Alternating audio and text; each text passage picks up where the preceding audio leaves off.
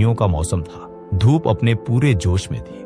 भगवान बुद्ध अपने कुछ शिष्यों के साथ धीमे धीमे चलते हुए एक गांव की ओर बढ़ रहे थे। रास्ते में जंगल से गुजरते हुए पत्तों से छनकर आती धूप उनके ऊपर पड़ रही थी। शिष्य थक गए थे, लेकिन बुद्ध का चेहरा अब भी शांत और गंभीर था, जैसे उन्हें थकान छू भी न सकती हो। गांव की सीमा पर पहुंचते ही खबर फैल गई, बुद्ध आ गए, बुद्ध आ गए। गांव वाले उत्सुक होकर इकट्ठा हो गए। बच्चे दौड़ते हुए आए, बुजुर्ग अपनी लाठी टेकते हुए चले और औरतें भी अपने घर का काम छोड़कर देखने चली आईं। गांव में एक धनी व्यक्ति रहता था। उसके पास सोने चांदी के गहने, अनाज से भरे भंडार और नौकर चाकर सब कुछ था, लेकिन उसके दिल में करुणा और विनम्रता की जगह घमंड और अहंकार भरा था।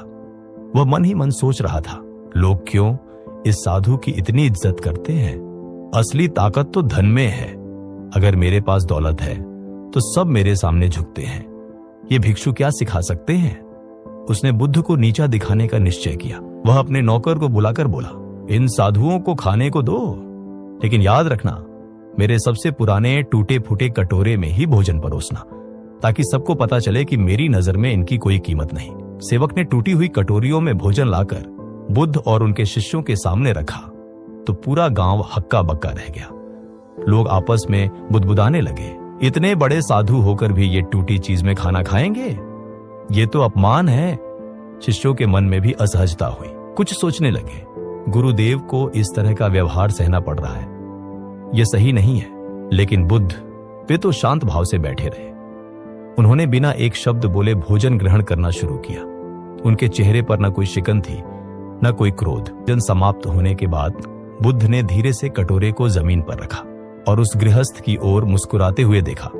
फिर उन्होंने शांत स्वर में कहा, भाई, भोजन चाहे सोने की थाली में हो या मिट्टी के कटोरे में, भोजन का स्वाद और पोषण वही रहता है। जैसे नदी का पानी सोने के कलश से भी प्यास बुझाता है और मिट्टी के घड़े से भी। गांव वाले स्तब्ध होकर सुनते रहे। बुद्ध आगे बोले, कटोरे का मूल्य इस बात से तय नहीं होता कि वह टूटा है या चमकदार। मूल्य इस बात का है कि उसमें क्या रखा है। ठीक वैसे ही मनुष्य का मूल्य उसके वस्त्रों या धन से नहीं, बल्कि उसके कर्म और विचारों से तय होता है।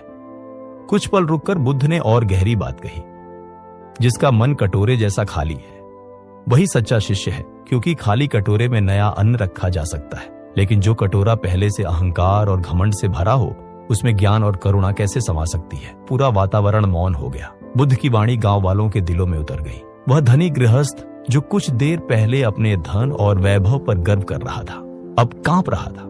उसके चेहरे पर लज्जा और पश्चाताप साफ दिखाई दे रहा था। उसकी आंखों से आंसू बह निकले।